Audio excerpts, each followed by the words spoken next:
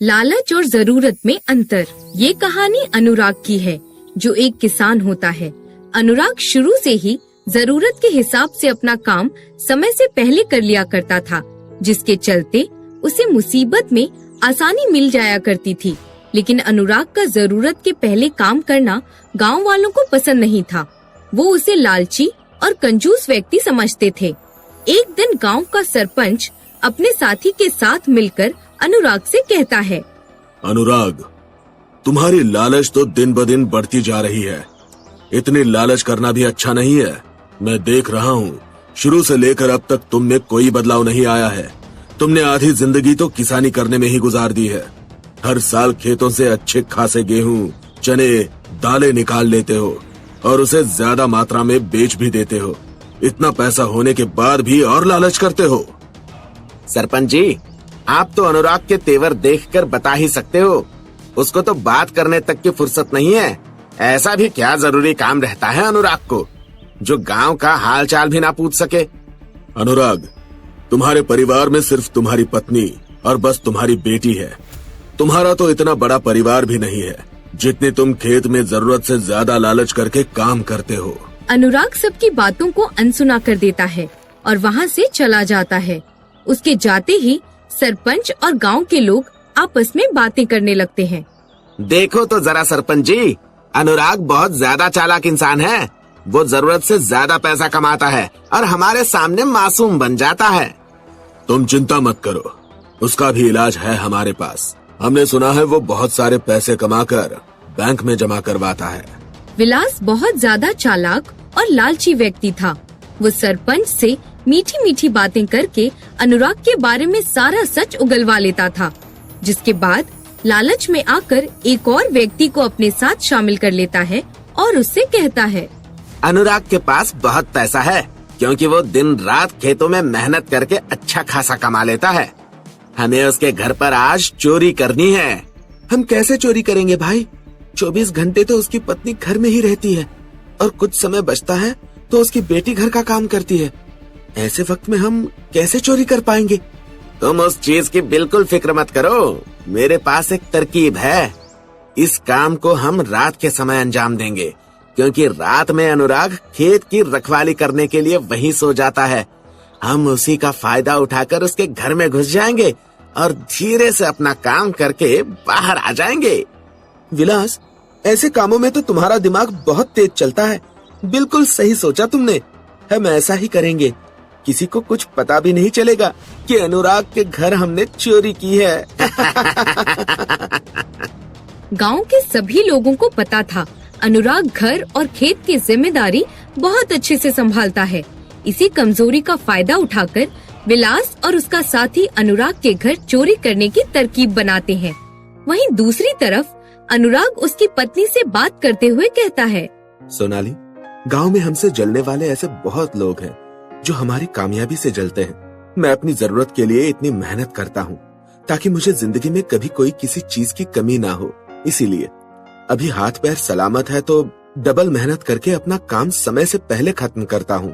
और गांव वाले सोचते हैं कि मुझे बहुत लालच है। आपने बिल्कुल सही कहा। अब तो गांव वाले हमारे बारे में तरह तरह की बातें करने लगे हैं, लेकिन हमें किसी पर ध्यान नहीं देना चाहिए। हमें अपना काम करते रहना चाहिए। अगर हम इनकी फिजूल की बातों पर ध्यान देंगे तो इन्हीं में उलझ कर रह जाएंगे। तुम बिल्कुल सही बोल रही हो। और वैसे भी हमारे बुरे वक्त में यही मेहनत किए गए पैसे और सामान हमारे काम आएंगे और आगे हमारी बेटी के काम आएंगे, क्योंकि इस दुनिया में अपनी बेटी के अलावा हमारा कोई नहीं है। इसलिए ये सब जो भी है उसी का है। आप बिल्कुल फिक्र मत करिए, लेकिन मैं आपसे नाराज हूँ। आप तो एक भी दिन हमारे साथ नहीं बिताते, बस 24 घंटे काम में ही उलझे रहते हैं। बहुत दिन हो गए हैं, मैं अपने मायके भी नहीं गई। सोच रही थी कल मायके चली जाऊं। सोनाली के बहुत बोलने के बाद अनुराग उसके परिवार के साथ अपने ससुराल चला जाता है। वहीं दूसरी तरफ अनुराग के जाने की खबर विलास और उसके साथी को लग जाती है और उसी का फायदा उठाते हुए वो अनुराग के घर में चोरी करने के लिए जाते हैं और चोरी करते हुए एक दूसरे से कहते हैं, अरे निखिल, तुम्हें कुछ मिला? इतनी कोशिश करने के बाद भी अनुराग के घर में ना कोई सामान मिला और ना ही पैसे मिले। चोरी करने लायक तो कुछ भी नहीं है इसके घर में। अब हम क्या करेंगे? सारी गलती तुम्हारी ही है। मैं पता नहीं क्यों तुम्हारे कहने में आ गया। तुमने बोला था अनुराग बहुत अमीर है। अब देखो उसके घर में फूटी कौड़ी भी नहीं मिल रही है। अरे तुम घर में अच्छी तरह से तलाशी नहीं ले रहे हो और उल्टा मुझे चिल्ला रहे हो। देखो सब जगह कुछ ना कुछ तो मिल ही जाएगा हमें। विलास, ये देखो यहाँ पर सिर्फ 3,000 रुपए रखे हैं। इसके अलावा हमने पूरा घर अच्छे से तलाश किया, लेकिन हमें कुछ भी सामान नहीं मिला। अब हमें यहाँ से जल्दी से निकलना चाहिए, इससे पहले कि कोई हमें चोरी करते हुए पकड़ ले। विलास और उसका साथी चोरी करके वहाँ से चले जाते हैं। जिसके कुछ दिन बाद पड़ोस के गांव से खबर आती है कि रात के समय खेतों में चोर आते हैं और अनाज की चोरी करके खेतों की फसलों को जलाकर लोगों का नुकसान कर रहे हैं। गांव वाले आपस में तरह तरह की बातें करने लगते हैं, जिसमें से गांव का सरपंच लोगों से बात करते हुए कहता है, अरे भाई, सुनने में तो बहुत कुछ आ रहा है कि गांव के लोगों के खेतों में आग लग गई है और आग लगाने वाले कोई चोर घुस आए हैं जो लोगों की फसल बर्बाद कर रहे हैं। सरपंच जी, ये सब अफवाहें हैं, ऐसा कुछ नहीं है। अगर ऐसा कुछ होता तो पड़ोस के गांव वाले लोग हमसे मदद मांगने के लिए आ जाते, हमसे सहारा मांगते। हमें किसी की बातों पर भरोसा नहीं करना चाहिए। निखिल बिल्कुल सही बोल रहा है। आखिरकार सबसे ज्यादा अनाज तो हमारे गांव द्वारा हमारे खेतों से ही निकलता है, जिस वजह से पड़ोस वाले गांव के सभी व्यक्ति हमसे बहुत ज्यादा जलते हैं, क्योंकि हमारी जमीन बहुत ज्यादा अच्छी फसल उगाती है और अनाज में भी हमें अधिक से अधिक लाभ मिलता है। तुम दोनों बिल्कुल सही बोल रहे हो। हमें इस बात को नजरअंदाज कर देना चाहिए। जो भी होगा देखा जाएगा। हो सकता है ये हमें गुमराह करने की कोई तरकीब हो, जिससे वो हमें कोई नुकसान पहुंचाना चाहते होंगे। विलास के कहने पर सरपंच गांव की आई हुई खबर को नजरअंदाज कर देते हैं। वहीं दूसरी तरफ अनुराग अपनी पत्नी के मायके से वापस अपने गांव आता है, जिसके बाद उसे गांव के बारे में सब पता चलता है। सारी बात जानने के बाद वो अपनी पत्नी से कहता है, लगता है सोनाली, हमारी गैर हाजिरी में यहाँ पर बहुत कुछ हुआ है, ऐसा जो हमें भी नहीं पता। लेकिन हमें इस खबर पर ध्यान देना होगा, क्योंकि हम सबकी तरह नजरअंदाज नहीं कर सकते। वैसे भी पड़ोसी गांव के लोग इतना बड़ा झूठ कैसे बोलेंगे, वो भी अपनी फसलें जलाने के बारे में। देखिए, मुझे बहुत डर लग रहा है। आप खेत में मत जाइए, भगवान न करे अगर आपको कुछ हो गया तो मैं क्या करूँगी? फिर ये सब फसल और अनाज मेरे किसी काम का नहीं रहेगा। इसीलिए आप खेत में बिल्कुल भी मत जाइए। सोनाली, तुम इतना परेशान मत हो। मैंने जो इतने दिनों से मेहनत की है खेत में, वो सब मैं ऐसे ही बर्बाद नहीं होने दूंगा। ठीक है, आपको जैसा सही लगे वैसा कीजिए, लेकिन थोड़ा सा सतर्क रहिएगा, क्योंकि हमें जहाँ तक पता है ये खबर सच्ची होगी। रात के समय अपनी आंखें खुली रखिएगा। हो सकता है शायद आपकी मदद से वो चोर पकड़ा जाए। कुछ भी हो सकता है।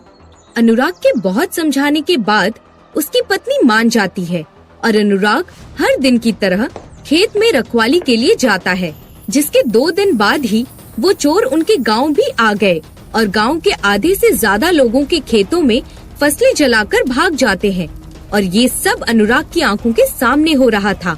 अनुराग घबराते हुए मदद मांगता है। अरे बाप रे, ये क्या हो गया?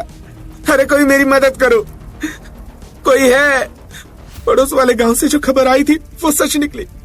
अब मैं क्या करूं? गांव की तरफ कैसे जाऊं? आसपास के खेतों में तो पूरी आग ही आग भड़क रही है। अनुराग के बहुत चिल्लाने के बाद भी कोई उसकी आवाज नहीं सुन पाया और न ही उसकी मदद के लिए आया।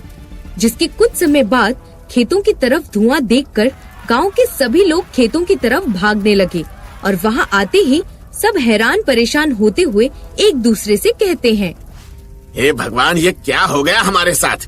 काश कि हम पहले ही ध्यान देते तो आज हमारे साथ ये सब नहीं होता। अब हम क्या करेंगे? अपना गुजारा कैसे करेंगे? कुछ समझ में नहीं आ रहा है। हे भगवान, हमारी मदद करो, हमें इस मुश्किल से निकालो। आइंदा से हम कोई भी चीज नजरअंदाज नहीं करेंगे।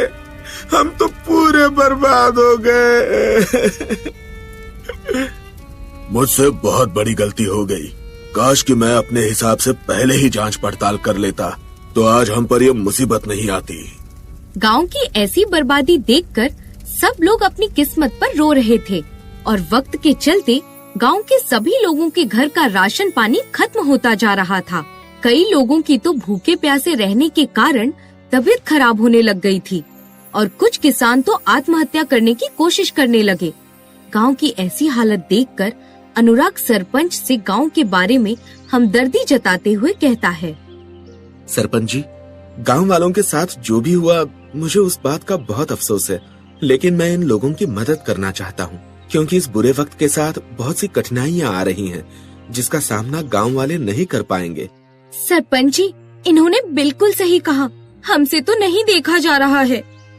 अनुराग, मैंने तुम्हारे बारे में हर बार गलत सोचा और कितनी बार तो तुम्हारी बेइज्जती की, लेकिन अब समझ में आ रहा है कि मैं बहुत ही गलत था। मुझे कुछ समझ में नहीं आ रहा है मैं तुम्हें क्या कहूँ, क्योंकि मैं अपनी गलती पर इतना शर्मिंदा हूँ कि बात नहीं कर सकता। मुझे माफ कर दो अनुराग। नहीं सरपंच जी, आपको कुछ कहने की जरूरत नहीं है। मैं आपकी और गांव की हालत समझ सकता हूँ, लेकिन आप भरोसा रखिए और गांव के सभी लोगों को आश्वासन देने की कोशिश कीजिए। अनुराग अपने पास के कुछ पैसों से गांव के लोगों की मदद करता है और उसके खेत में जो फसल बच गई थी उन फसलों की देखभाल अच्छे से करना शुरू कर देता है। जिसके बाद अनुराग के पास पहले का जो कुछ अनाज जमा किया हुआ था, वही अनाज अनुराग गांव वालों में बांट देता है, जिससे गांव वालों को उनकी गलती का एहसास हो जाता है। हमें माफ कर दो अनुराग, हमने तुम्हें लालची और कंजूस इंसान समझा था, लेकिन हमारी सोच गलत थी। हमारे बुरे वक्त में हमारा साथ देने के लिए धन्यवाद अनुराग। अनुराग, हमसे आपको समझने में बहुत बड़ी गलती हुई। शायद वही गलती की सजा हमें मिल रही है। हमने आपके साथ बहुत ही ज्यादा बुरा किया और भी कुछ ऐसी हरकतें की जिसकी कोई माफी नहीं हो सकती। विलास और उसका साथी अनुराग के घर में चोरी करने वाली सारी बात बता देते हैं, जिसके चलते अनुराग बुरे वक्त को समझते हुए उन्हें माफ कर देता है और अनुराग के खेत में जो फसल आती है वो सारी फसल से अनाज निकालकर अनुराग गांव वालों में बांट देता है और सबसे कहता है, जरूरी नहीं कि लालच बुरे कामों में ही की जाए। कुछ अच्छे काम भी होते हैं जिससे हम अपनी जरूरतें पूरी करते हैं। लालच करना बुरी बात है, लेकिन सही काम में लालच करना जरूरत को पूरा करने के बराबर होती है। और आपने मेरा काम गलत तरीके से समझा, इसीलिए मैं सभी को लालच और जरूरत में अंतर बता रहा हूँ। अनुराग, तुमने बिल्कुल सही कहा। लालच और जरूरत में बहुत अंतर होता है और हमने तुम्हारी जरूरत को लालच का नाम दे दिया, जिस वजह से हमें लगता था तुम्हें पैसों की और हर चीज की लालच है और तुम जरूरत से ज्यादा ही कमा रहे हो। सरपंच जी, मेरे पति ने दिन रात एक करके हमारे बुरे वक्त के लिए जितना हो सके उतनी बचत की और आज वही बचत किए हुए पैसे और अनाज हम सबके काम आ गए। अनुराग और सोनाली की बात सुनकर गांव के लोग बहुत खुश हो जाते हैं, जिसके बाद सभी लोग उसके काम की नकल करने लगते हैं और वक्त के चलते गांव के सभी लोग मुश्किल वक्त से निकल जाते हैं और अनुराग की तरह वो भी डबल मेहनत करके हर काम में और हर चीज में अपनी जरूरत पूरी करते हैं, जिससे वो समझ जाते हैं कि लालच और जरूरत में बहुत अंतर होता है। जिसे वो लालच समझ रहे थे वो तो दरअसल जरूरत थी। कहानी से सीख। इस कहानी से हमने ये सीखा कि किसी की असलियत जाने बिना हमें किसी पर गलत इल्जाम नहीं लगाना चाहिए, क्योंकि लालच और जरूरत में बहुत अंतर होता है। लालच वो होती है जो इंसान को पूरा बर्बाद कर देती है और जरूरत वो होती है कि जब वक्त से पहले हम अपनी जरूरतें पूरी करने की कोशिश करते हैं तो हमें जीवन में कोई भी काम करने में आसानी होने लगती है।